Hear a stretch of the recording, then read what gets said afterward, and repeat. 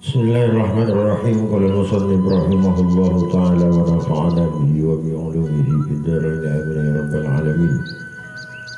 Qala rabbi shrah li sadri wa yassir li amri wahlul 'uqdatam min lisani yafqahu qawli. Qala la 'ilma lana illa ma 'allamtana innaka antal 'alimul hakim wa tub 'alaina innaka antat tawwabur rahim.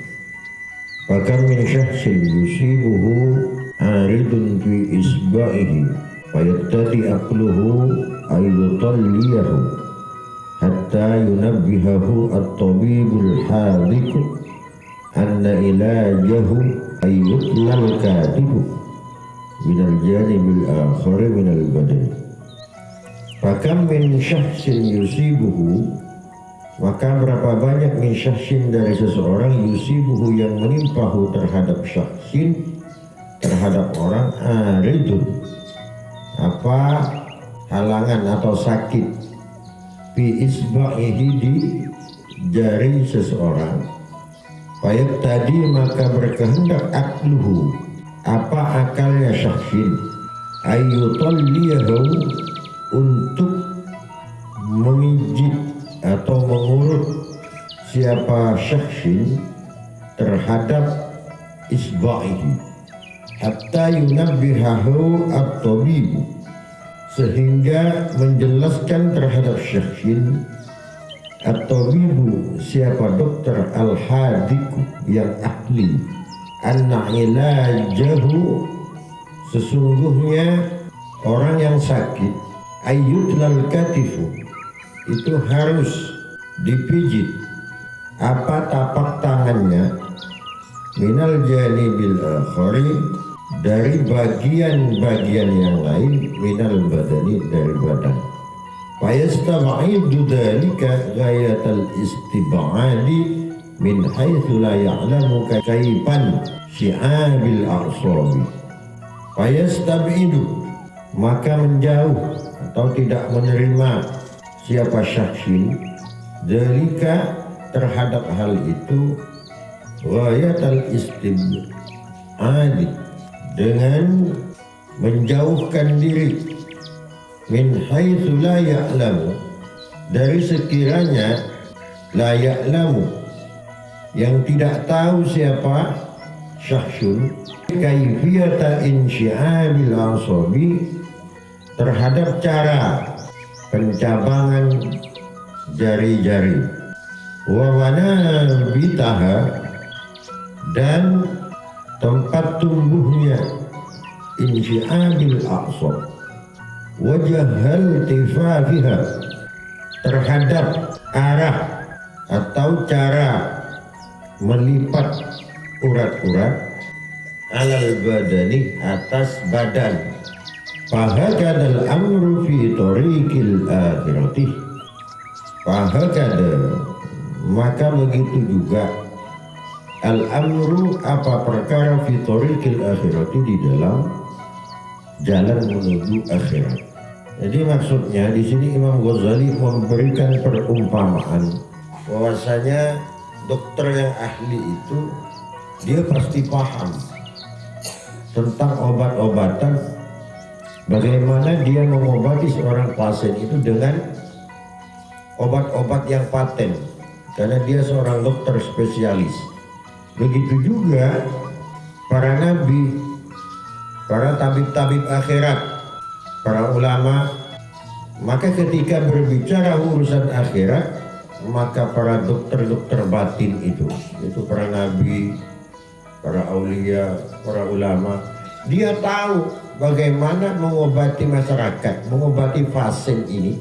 Dia punya obat tertentu juga untuk mengobati batinnya.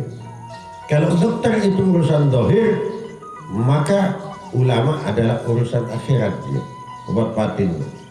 Itu perumpamaannya. Maka Imam Ghazali mengambil perumpamaan cara pengobatan itu. Kalau yang spesialis, baik dokter ataupun ulama, dari masing-masing tugasnya mereka ini, zahir dan batin, di antara dokter dengan ulama ini, itu tidak sama dengan cara orang biasa dalam mengobati penyakit.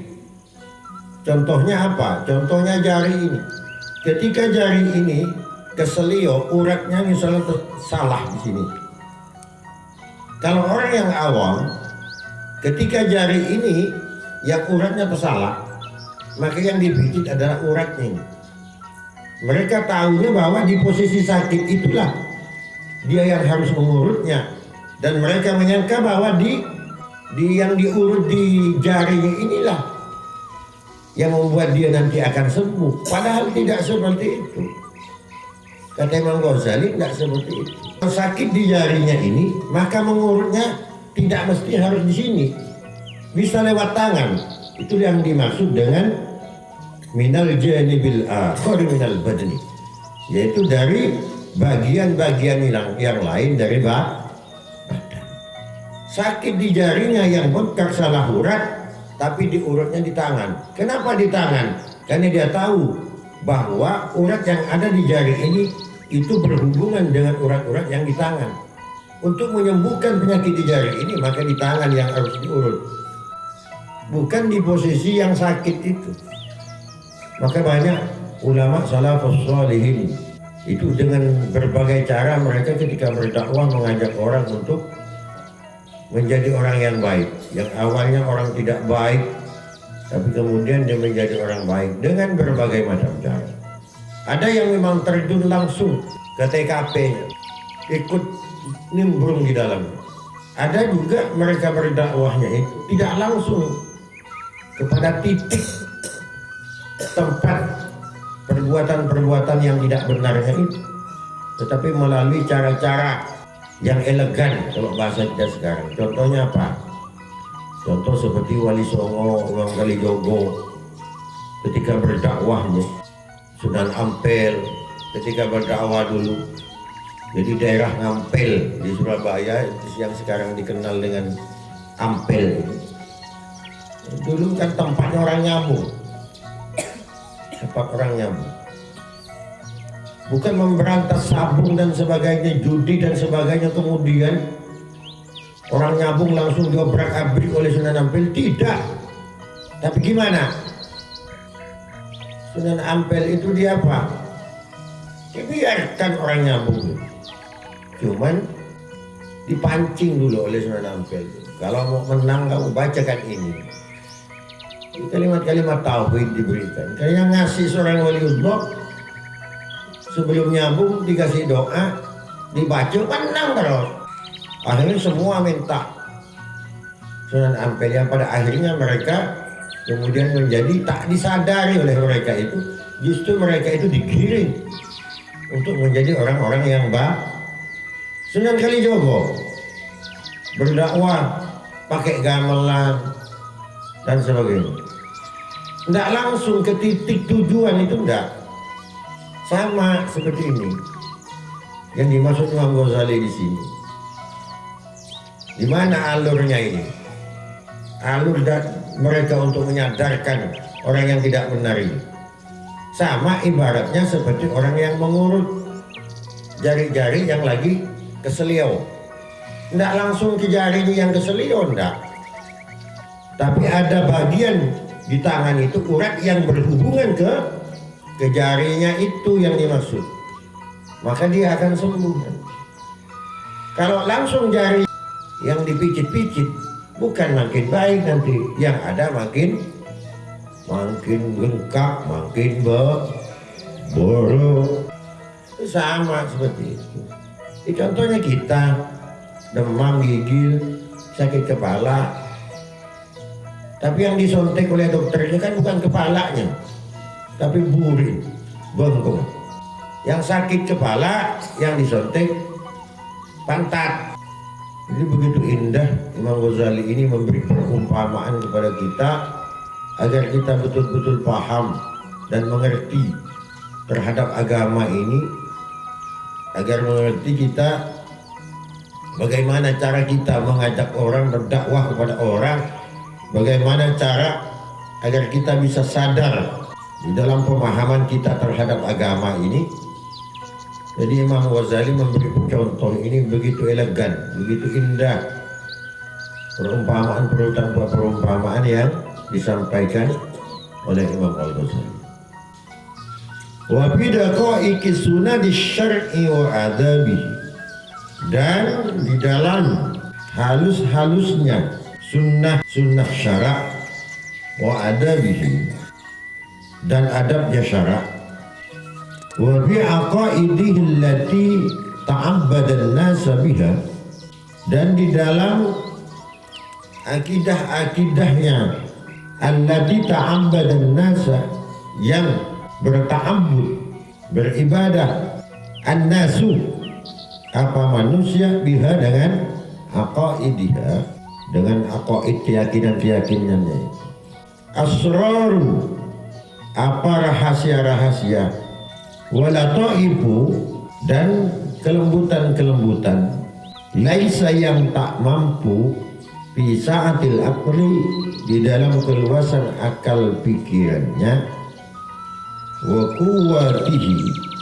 dan kekuatan dari akal, al-ihatatu biha apa mengetahui, biha terhadap aqaidihi, kama anna fi khawasil ahjari, sebagaimana sesungguhnya di dalam khasiat-khasiat batu-batu, umuran itu terdapat perkara-perkara ajaibah yang banyak mengandung keajaiban, ketakjuban, ghabah yang tak bisa memahami, an ahli sin'ati terhadap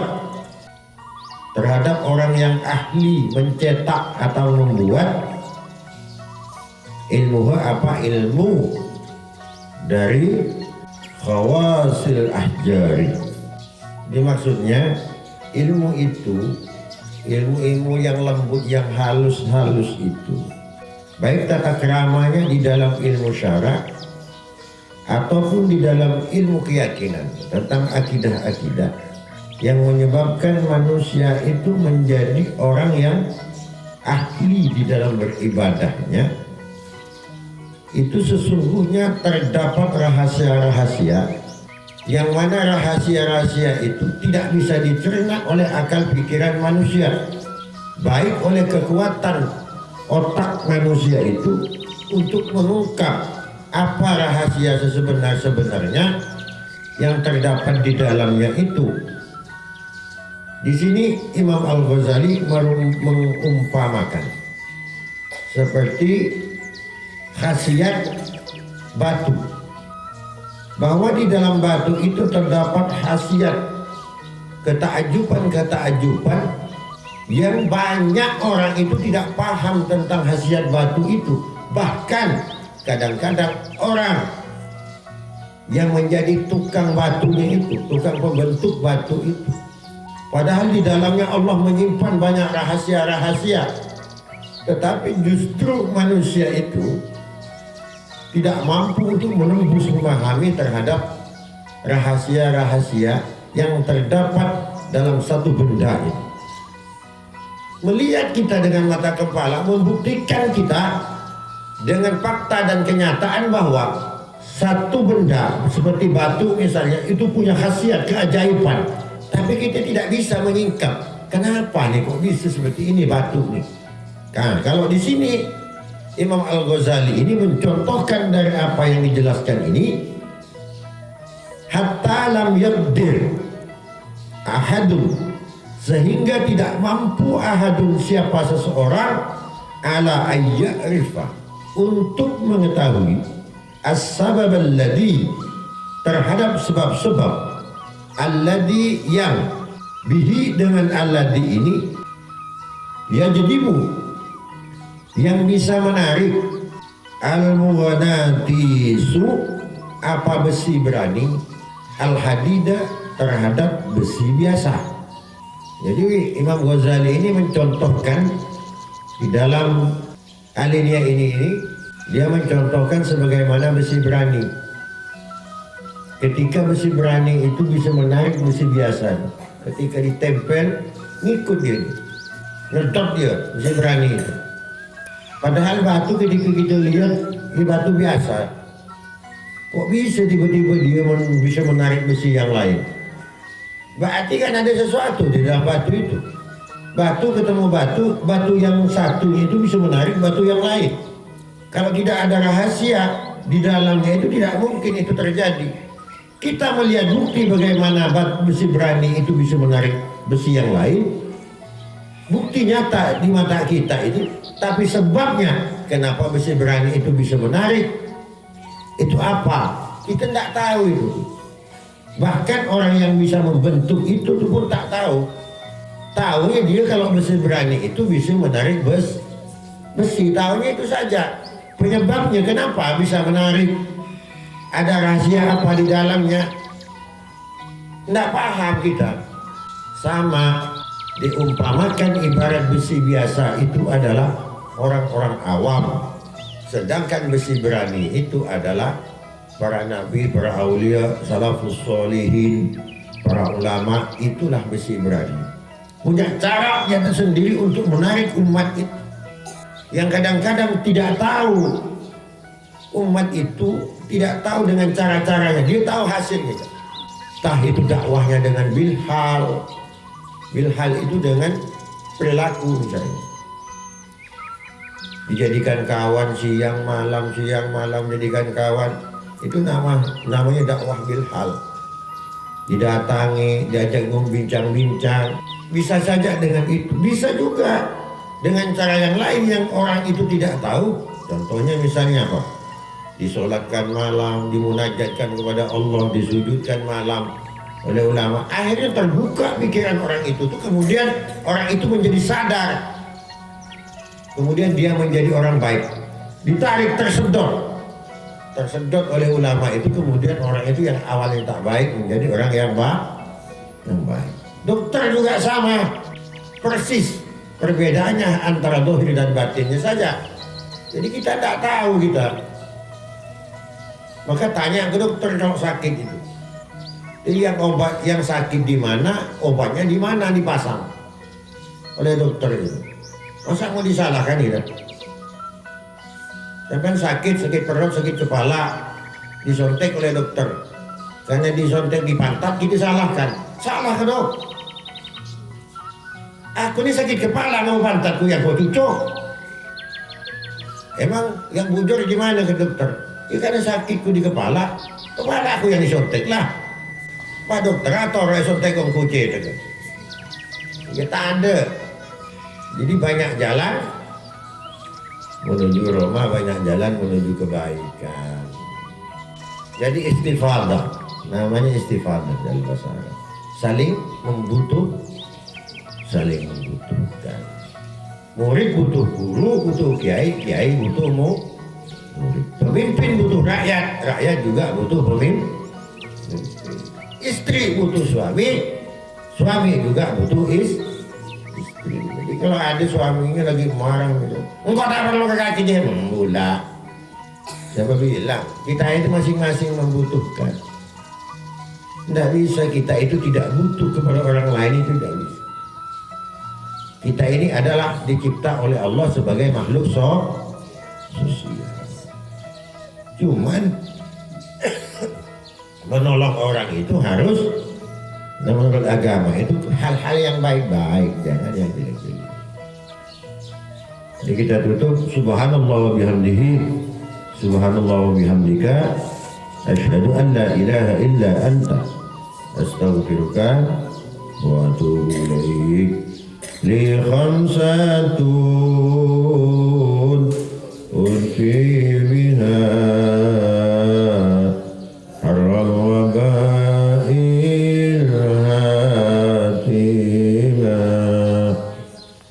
al-mustafa wal murtada wa ibnahuma wal fatima ya latifan lam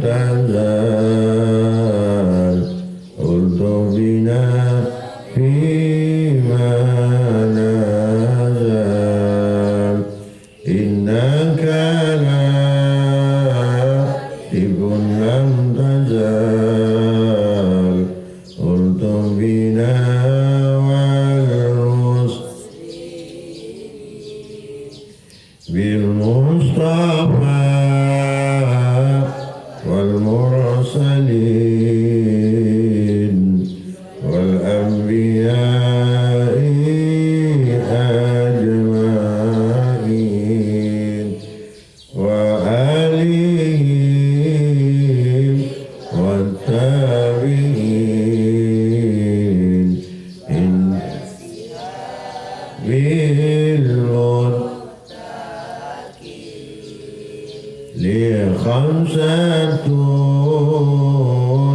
أطفي بها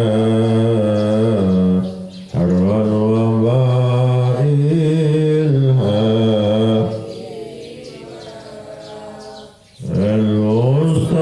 المصطفى والمرتضى وابناهما والفاتح